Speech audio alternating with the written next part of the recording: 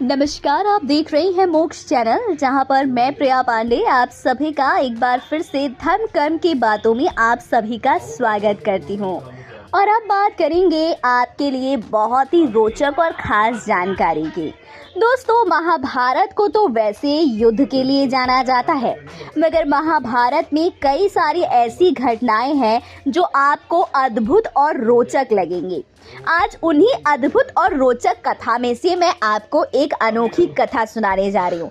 ये सुनकर आपको भी थोड़ा अजीब ज़रूर लगेगा, क्योंकि ये बात ही इतनी अजीब है।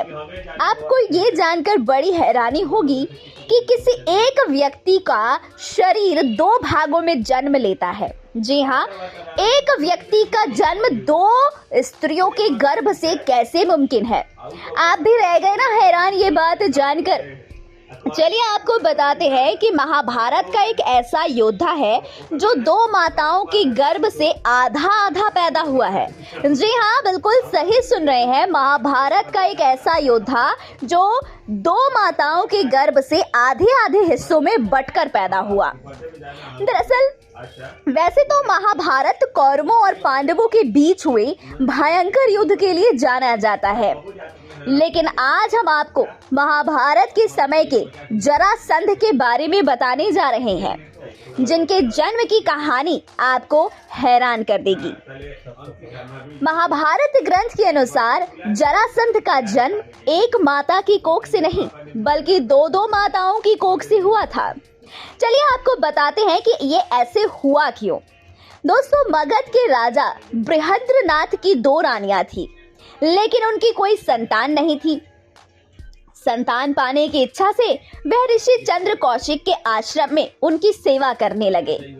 एक दिन ऋषि उनकी सेवा से प्रसन्न होकर राजा बृहद्रनाथ को एक सेब दिए और बोले कि इसे रानी को खिला देना। अब आपको बता दें कि राजा अपनी दोनों रानियों को बहुत ही ज्यादा प्रेम करते थे, इसीलिए उन्होंने सेब के दो टुकड़े करके दोनों को दे दिए खाने के लिए। अब दोनों रानियों ने सेब खा लिया और दोनों रानियों ने जब सेब खाया तो दोनों रानियां गर्भवती हो गईं। लेकिन दोनों रानियों के गर्भ से जब बच्चा जन्म लेता है तो वो आधा आधा जन्म लेता है। ये देखकर दोनों की दोनों रानियां घबरा गईं और उस बच्चे को जंगल में फेंक आई।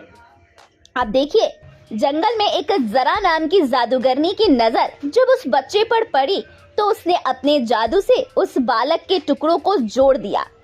अब राजा बृहद्रनाथ को जब इस बात की खबर पता चला तो उसने अपने बच्चे का नाम उसी जादूगरनी के नाम पर जरासंध रख दिया।